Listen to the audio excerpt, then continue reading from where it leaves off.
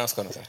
Sir అంటే మీ చిన్నప్పుడు ఒక వీడియో చూసా, అంటే చిరంజీవి గారి మొత్తం డాన్స్ లో ఎస్ బన్నీ గారు కానీ ఇటు చరణ్ గారు వారికంటే బాగా వేస్తారు మీరు డాన్స్. అది ఇప్పటికీ సోషల్ మీడియా ట్రెండ్ అవుతూనే ఉంటుంది. ఈ సినిమాలో బడ్డీలో మీ డాన్స్ అలాంటి డాన్స్ మేము చూడలేదు. నెక్స్ట్ సినిమాలో, ఈ సినిమాలో టెడ్డీకే షో అంతా టెడ్డీ చుట్టూ ఉంటుంది. మేము సపోర్టింగ్ హీరో తప్ప మెయిన్ హీరో టెడ్డీ బేరే. సో టెడ్డీ బేర్ డాన్స్ చేస్తే టెడ్డీ బేర్ ఫైట్ చేస్తుంది. మీరు అన్నట్టు సెకండ్ లీడ్ అనుకోవచ్చు. బట్ నెక్స్ట్ సినిమాలో ఖచ్చితంగా మీరు అన్నట్టు ఫ్యాన్స్ వాళ్ళందరూ ఆశిస్తున్నట్టు మంచి డాన్స్ స్టెప్ అయితే చేస్తాం. ఈ సినిమాకి ఇటు మీ మెగా హీరోస్ గానీ మీ అన్నయ్య బన్నీ గారి సపోర్ట్ ఏ విధంగా ఉంది? వాళ్ళైతే మారల్ సపోర్ట్ అయితే ఉంది. కలుసుకున్నప్పుడు అయితే ఎలా వస్తుంది, ఏం జరుగుతుంది, ట్రైలర్ చూసాం బాగుంది అని చెప్తారు. సో వాళ్ళ మారల్ సపోర్ట్ ఎప్పుడు ఖచ్చితంగా ఉంటుంది. సినిమాలో రెడ్డి ఇది జై బాలయ్య అంటుంది బాలకృష్ణ ఒకటి, అది అంటే ఇంకా ఏరే స్టార్స్ ఏమైనా ఉన్నాయా? అంటే అన్నయ్య డైలాగ్ సినిమాలో ఉన్నాయి, మీరు చూడాలి. కుప్పలు అంటే ఎవరిది? అంటే చరణ్ గారిదా ఇటు Balayya? Teddy cinema fan, all heroes fan. అది మీరు అందుకే మీరు సినిమా చూస్తే మీకు అర్థం అవుతుంది. టైటిల్ స్టార్టింగ్ నుంచి మీకు అది అర్థం. సినిమా కథ టైటిల్స్ నుంచి అది సినిమా ఫ్యాన్ అని చూపించాం అందరికి. నెక్స్ట్ అలీ గారు, మీరు మెగా ఫ్యామిలీలో ఎంతో మంది హీరోలతో చేశారు కదా, ఇప్పుడు అల్లు శిరీష్ గారితో చేస్తున్నారు, ఎలా అనిపిస్తుందండి? చాలా అద్భుతంగా అనిపిస్తుందండి. ఎందుకంటే తను ఒక స్టార్ సన్ అని, మా అన్న పెద్ద స్టార్ అని ఎప్పుడు ఆ ఫీలింగ్ చూపించాడు. తను యాక్టర్గా వచ్చి కూర్చొని ఈ సీన్ ఎలా చేద్దాం అని తను కూర్చొని అనుకొని అప్పుడు రిహార్సల్ చేసి తర్వాత టేక్కి వెళ్తాం.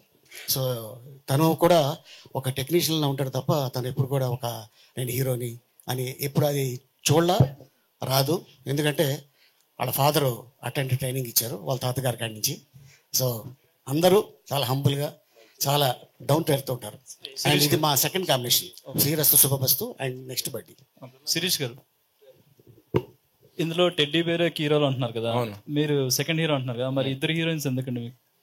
ఇద్దరు హీరోయిన్స్ ఎందుకు? ఒక హీరోకి నాకు, ఒక హీరోకి హీరోయిన్, రెండో హీరోకి నేను చెప్పరా సార్? వద్దు సార్, వద్దు సార్, వద్దు మన ఫ్యామిలీ సినిమా అన్నాం. ఫ్యామిలీ సినిమానే, ఫ్యామిలీ గురించే చెప్తాను. ఒక అమ్మాయి పైలట్, ఒక అమ్మాయి వైలెంట్ కాదు ఎయిర్ హోస్టల్. మనకి ఏదైనా కావాలంటే తీసుకొచ్చి ఇస్తారు కదా. అంటే పైలట్ మీరు ఉన్నారు కదా సార్, ఆయన సపోర్ట్ గా. నేను సీనియర్ పైలట్. ఓకే, విషయాలు. అలీ గారు, this is Chandu, anchor from filmy looks.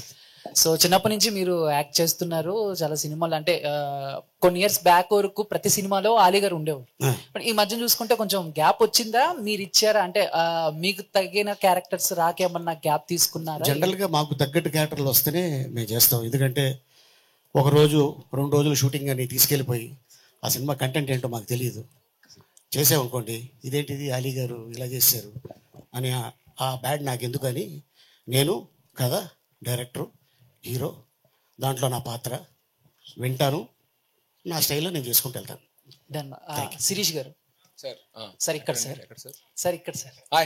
So basic గా ఫ్యామిలీలో అందరూ హీరోస్ ఉన్నారంటే ఆడియన్స్ తో పాటు ఫ్యాన్స్ కూడా వీళ్ళందరూ కలిసి ఎప్పుడు యాక్ట్ చేస్తారు అని చెప్పేసి వెయిట్ చేస్తూ ఉంటారు. సో అల్లు అరవింద్ గారు కూడా అప్పుడెప్పుడో చంటబ్బాయిలో చేశారు. అండ్ ఆయన, మీరు అండ్ అల్లు అర్జున్ గారు, అయాన్ గారు నలుగురు కలిసి ఎప్పుడైనా యాక్ట్ చేయాలి అన్న డిస్కషన్ ఎప్పుడైనా వచ్చిందా? మీకు ఎప్పుడైనా మైండ్ లో ఉందా సార్? అలాంటి డిస్కషన్ మా ఇంట్లో అయితే ఏం రాలేదు యాజ్ ఆఫ్ నౌ. పిల్లలు వాళ్ళు స్కూల్ చదువుకుని వాళ్ళు 16-17 years వచ్చాక వాళ్ళు ఏం కావాలో డిసైడ్ చేసుకున్నాక అప్పుడు ఈ డిస్కషన్ పెట్టుకుందాం. But till then we want to, ఇంట్లో ఉన్న పిల్లలందరికీ we want them to have a very normal childhood. Thank you sir, all the best. Thank you. Just last 2 questions తీసుకుందాం. హాయ్ చాలా రోజులైంది ఊర్వశివో రాక్షసో తర్వాత ఇంత గ్యాప్ వచ్చింది కదా. సో మంచి సినిమాతో వస్తున్నారు అంటే పిల్లలందరూ చూసారు. Source from Book My Show AMBలో 250 rupees ఉంది టికెట్. సో ఇది ప్రూఫ్. మీరు అన్నారు కదా 125 అని.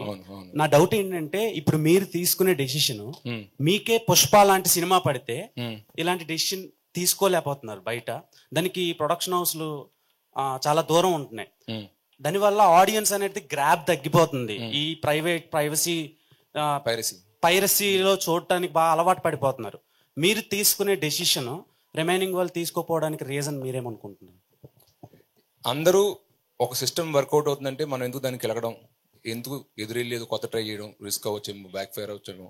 అదే మనం రెగ్యులర్ టికెట్లే పెట్టుకుంటే మనకి ఇంకా ఎక్కువ వచ్చేదేమో అన్న ఫీలింగ్ ఉండొచ్చు. దానివల్ల ఎవరో ఒకళ్ళు ఒక ముందడుగు తీసుకుని దానికి అది సక్సెస్ అవ్వచ్చు అవ్వకపోవచ్చు, బట్ ట్రై చేస్తేనే దాని నుంచి రిజల్ట్ వస్తుంది. సో ఆ ఇనిషియేటివ్ నేను తీసుకుందాం అనుకున్నా, వర్కౌట్ అవుతుందని నేను ఆశిస్తున్నాను. మీలానే అందరూ అన్ని ప్రొడక్షన్స్ అండ్ హీరోలు తీసుకోవాలని కోరుకుంటున్నామండి. ఖచ్చితంగా ఆడియన్స్ తరపున ఆ డిసిషన్ వాళ్ళు తీసుకోవాలని నేను కూడా కోరుకుంటున్నాను.